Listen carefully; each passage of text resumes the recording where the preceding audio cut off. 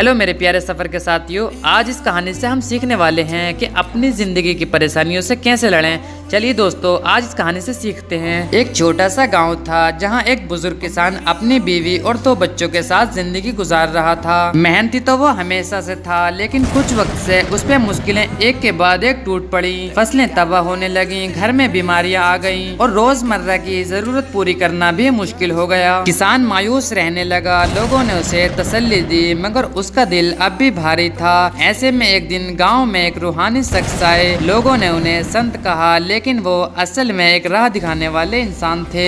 उन्होंने किसान से कहा, जब इंसान परेशान होता है तो वो अपनी असल ताकत भूल जाता है। जिस तरह दरख्त अपनी जड़ों से जुड़ा रहता है, उसी तरह इंसान को भी अपनी अंदरूनी कुव्वत को पहचानना चाहिए। अगले दिन सुबह किसान उस संत के पास फिर गया। उन्होंने उसे एक अजीब लेकिन असरदार मशवरा दिया।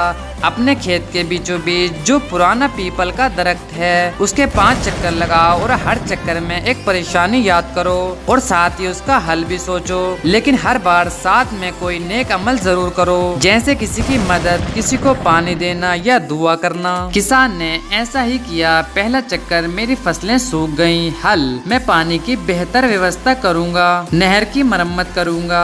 दूसरा चक्कर, बीवी और बच्चे बीमार हैं। हल, मैं उन्हें शहर के डॉक्टर के पास लेकर जाऊंगा और घर की साफ सफाई का ख्याल रखूंगा। तीसरा चक्कर, घर में पैसों की तंगी है। हल, मैं खेत के साथ मजदूरी भी करूंगा और फिजूल खर्चे रोकूंगा। चौथा चक्कर, लोग मेरा मजाक उड़ाते हैं। हल, मैं उन्हें जवाब नहीं दूंगा, बल्कि अपने किरदार से उन्हें चुप कराऊंगा। पांचवा चक्कर, मैं खुद से हार गया हूँ। हल, मैं रोज सुबह तहज्जुद में दुआ करूंगा और खुदा से मदद मांगूंगा। जब वो 5 चक्कर पूरे करके वापस आया तो उसके चेहरे पर एक नई रोशनी थी। संत मुस्कुराए और बोले, देखा मुश्किलें वही हैं, लेकिन तुम अब शिकायत नहीं कर रहे बल्कि हल तलाश कर रहे हो। धीरे धीरे खेत दोबारा हरे होने लगे। बीवी की तबीयत सुधरी, बच्चों के चेहरे पर मुस्कान लौट आई और किसान का दिल फिर से जिंदा हो गया। तो मेरे प्यारे सफर के साथियों, इससे हमें क्या सीख मिलती है? जिंदगी की मुश्किलें हर किसी पर आती हैं, लेकिन जो शख्स हार नहीं मानता और हर परेशानी का हल तलाश करता है,